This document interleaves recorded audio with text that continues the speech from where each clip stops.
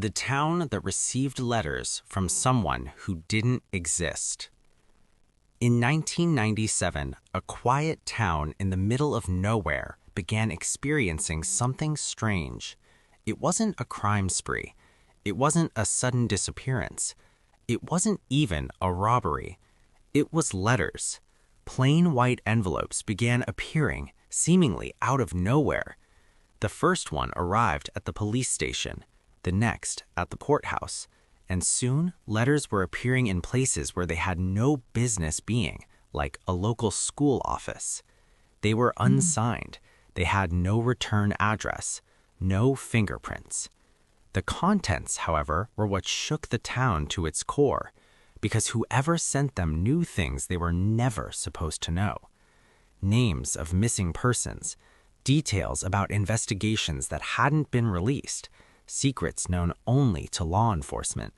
And according to every record in existence, the sender didn't exist. Even decades later, investigators still can't explain who or what was behind the letters. The first letter arrived on a quiet Monday morning. It was one single typed page, no signature, no explanation, nothing to suggest a motive. It read, "You're looking in the wrong place. He didn't leave town. He never made it past the bridge." At the time, police were investigating the disappearance of a man named Richard Hale. Richard had vanished 2 weeks prior. There were no witnesses, no struggle, no indication of where he had gone.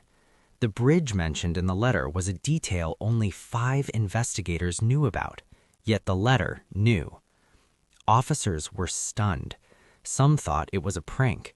Others feared it was a hoax meant to derail the investigation. But as they examined the letter, it became clear this was not a simple prank. The typeface was consistent, professional, and the words were deliberate.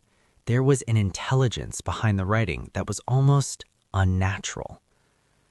Within a week, more letters began appearing at the courthouse, the local newspaper office, even at a small school in the outskirts of town. Each letter referenced a separate, unsolved case. Some were recent, others were decades old. But the most chilling part, every single letter ended with the same line, "You already spoke to me." Investigators combed through years of interview transcripts and anonymous tips. No one matched the description of the sender. No one had spoken to anyone who fit the profile. Yet the letters insisted otherwise. Town residents started noticing strange patterns. People began whispering about a ghostly presence in the town. Teachers reported unexplained knocks on classroom doors. Local police officers described feeling as though someone was always watching, even when no one was there. Some dismissed it as coincidence. Some thought it was a prankster with deep knowledge of local history.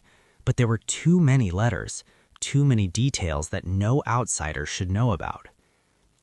The letters were typed, but the envelopes were handwritten. A forensic handwriting expert was called in. The result stunned investigators. The handwriting did not belong to an adult. It matched a child's handwriting. Small, uneven letters, inconsistent pressure, letter spacing that suggested a young person was struggling to write neatly. Yet, paradoxically, the content of the letters was flawless. Every word was deliberate, every sentence calculated, every detail precise. It was the writing of a child guided by the mind of someone who understood police work intimately. Detectives pored over the letters for weeks. Every word, every line, every punctuation mark was analyzed. Patterns began to emerge, a system, a method. The sender was meticulous, clever, and they were always one step ahead. Weeks later, a new letter arrived. This one was different. It included a name, Elliot Marsh. Police ran searches through every database available. Birth records? Nothing. School records? Nothing. Medical files? Nothing. Elliot Marsh did not exist. No record of a child, no record of an adult, no record of death. It was as if Elliot Marsh had never been born. But there was one more detail in the letter. an address. The address led investigators to a house on the outskirts of town, boarded-up windows, overgrown grass, broken fences. Inside, the house had been abandoned for years, but something was unusual. The walls were covered in newspaper clippings, missing persons, cold cases, unsolved deaths. Every case referenced in the letters. In the center of the room was a small desk, and on it, an old typewriter. The keys were worn, dust covered the surface, but it was clear someone had been using it recently. Investigators felt a chill. Every detail suggested someone had been living there, or at least visiting regularly. Beneath loose floorboards, officers found old hospital records. They belonged to a child named Elliot Marsh. The files detailed severe dissociative identity disorder.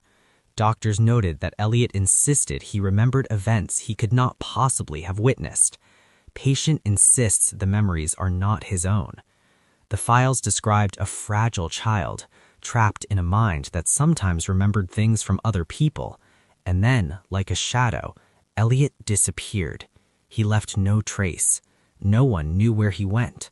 The case was quietly closed, yet the letters continued, leaving a trail of confusion, fear, and unanswered questions.